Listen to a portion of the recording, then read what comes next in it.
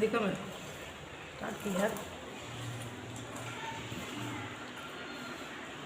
అందరికీ చూడండి అనుకున్నది ఒక్కటి అయినది ఒక్కటైంది.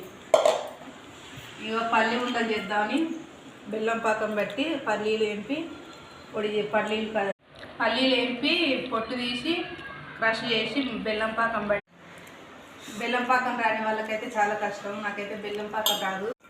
బెల్లం పాకం రాక లడ్డూలు అయితే అసలు ఉండలు రాలేదు. చూడండి ఇలా వేడి మిన్నెట్లు వచ్చింది. నా చేతి ఎర్రగా అయింది. చల్లన్న కొద్దీ బెల్లం ఉండలు రావట్లేదు. చల్లన్న కొద్దీ ఇట్లా ఆరిపోతుంది.